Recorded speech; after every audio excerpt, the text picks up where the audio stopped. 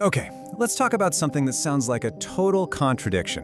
When you think innovation, you're probably picturing brainstorming sessions, wild ideas, maybe a little bit of chaos, right? You're probably not thinking about strict rules and rigid processes. We've always been told that standardization kills creativity. But what if I told you one of the most innovative companies on the planet built its entire legacy on that very idea? Yep, today we're digging into the incredible standardization paradox at Toyota. So that's the big question, isn't it? Are standards really the enemy of creativity? I mean, your gut probably screams, yes, of course they are. We think of creativity as this messy, free-flowing thing. But Toyota's entire philosophy is built on an idea that completely flips that assumption on its head. And this quote just nails the confusion. You have someone touring Toyota's famous Numi plant expecting to see some hub of creative energy. But instead, what they found it looked like a super rigid, almost painfully bureaucratic place.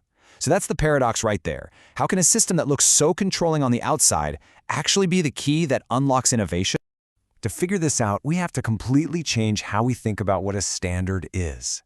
Forget seeing it as the final word, as a finish line. At Toyota, a standard isn't the end of the conversation. It's the beginning. It's the absolute essential starting line for any improvement. This right here is the secret. It's actually principle 5 of the Toyota way. Standardized work isn't about locking a process in place forever. Not at all. It's about getting everyone to agree on and document the current best way to do a job. This gives you a stable, predictable foundation. And why is that so important? Because now, any little problem, any deviation from that baseline becomes instantly visible. And that is the foundation for Kaizen, the whole philosophy of continuous improvement. I mean, really let that sink in. Without a standard, you can't have improvement. How would you even know if a change you made was better? If you don't have a stable baseline to measure it against, you can't. If everyone is just doing things their own way, you're not improving a process. You're just dealing with chaos. The standard is what gives you that scientific starting point. Okay, so we get why it's a big deal. But what does it actually look like to create a standard? This isn't some manager locking themselves in an office and writing a rule book. It's a living, breathing, hands-on process. And the process itself is so simple but so powerful.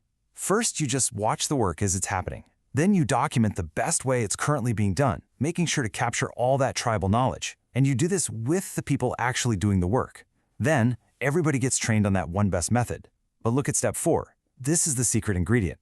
The standard is immediately given back to the team with a new challenge. Okay, this is our baseline. Now, how can we make it even better? And when you do this, the benefits are just massive. You get a predictable rhythm, what they call tact. Any little problem or mistake just sticks out like a sore thumb.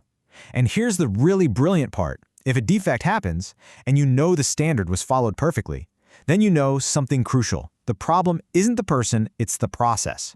The standard itself has a flaw. And just like that, you've captured a key learning and created a new basis for training. So this all leads to the biggest mental shift of all. This is the real aha moment when you start to get the Toyota way. It's about leaving behind a world where rules are about control and entering one where standards are actually about empowerment. Look at this comparison. It's so important. On one hand, you have the traditional course of bureaucracy. Rules come from the top down, workers are just there to follow them, and the goal is just compliance. But Toyota built an enabling bureaucracy. Here, the standards are a shared foundation. This frees up the worker's brain. Instead of trying to remember how to do the basic job, they can spend their energy analyzing it and making it better. A deviation isn't something to be punished. It's a chance to learn something. The goal is no longer compliance. It's constant improvement. And listen to how a former Toyota president put it. That stable, standardized process makes problems obvious. So when a problem stops the line, it forces everyone to put their thinking caps on. It isn't seen as a failure. It's a mandatory, real-time learning session. And through that thinking, people grow. That's the ultimate goal.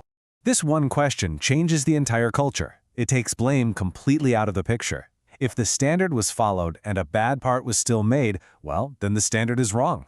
The team now has a clear mission: fix the standard. And if the standard wasn't followed, it's a training issue, not a personal failure. See?